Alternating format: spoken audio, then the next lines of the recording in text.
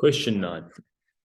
Prove by contradiction that the equation 2x cubed plus 6x plus 1 equals 0 has no integer roots. Okay, so when we prove something by contradiction, what we essentially need to do is assume the opposite to be true, all right?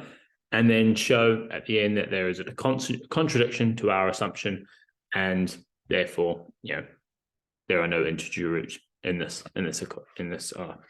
circumstance. Okay, so the most efficient, there's a number of ways we can go around proving this statement by contradiction.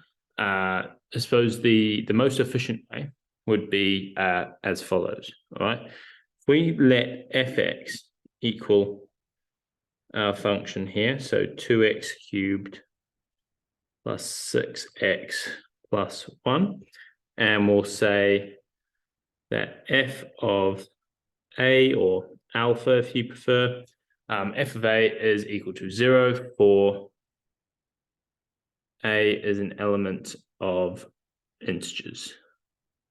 All right, so if we do that, now what we can do is if we take the first derivative of our function f and find f dash x, and we see this is 6x squared plus 6.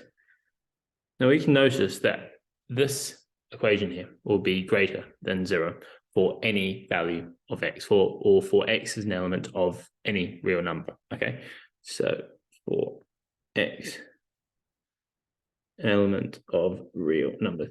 So basically by that, what it means is if we had a graph, all right, our function of f always has a positive gradient. It's not a straight line, it'll have some curvature to it or something like that, but it will always be positive. We'll always have a positive gradient.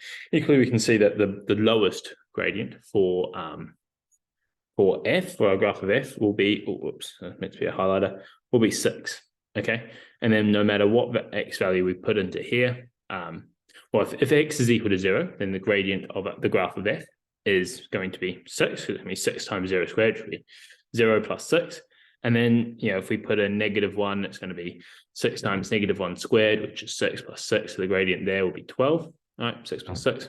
Equally, if it was 1, when x is equal to 1, 6 times 1 squared will give us 6 plus 6, and so 12. All right, so basically the point I'm trying to make is that no matter what x value we put into our first derivative, it'll always be greater than 0, always greater than 6 even. And that means that the gradient of the graph of f is always positive. All right. Or another way we can say is therefore f is a strictly increasing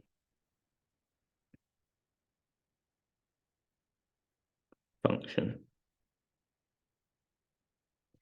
Okay, so now that we know that the graph of f has always got a positive gradient, so it's never has a negative one, never comes down, let's go ahead and try and find roughly the range in which, a range in which the graph of f crosses the x-axis. All right, so when y is equal to 0, or when fx does equal 0. All right, now if we go and have a look at when when x is equal to 0, and we lob this into our function, we'll get 2 lots of 0 cubed plus 6 lots of 0 plus 1, and we see that this is 1. All right, so therefore we have the coordinates on the graph of f of 0, 1.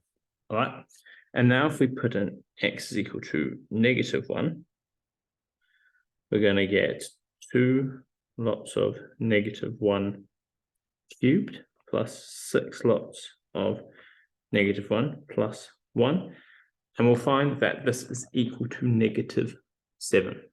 All right, and so therefore there are the coordinates on the graph of f of -1, -7. So that means somewhere between x is equal to 0 and -1, the graph of f will cross the x-axis, all right, which will be the root, right? But given it's between 0 and -1, that means the root can't be an integer number, because that would have to be, an integer has to be a whole number. Okay, so we can then sort of conclude that fx equals 0 has one real root, or let's say x is between -1 and 0, and then hence this is sort of contradicting our initial statement, and so we'll conclude that 2x cubed plus 6x plus 1 equals 0 has no integer root. The way we're going to say that is we'll say contradicting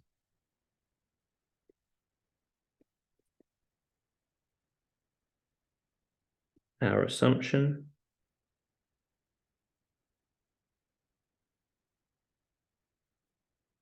that f of a equals 0 for a is an element of integers. So, and we can say, conclude hence 2x cubed plus 6x plus 1 equals 0 has no integer roots.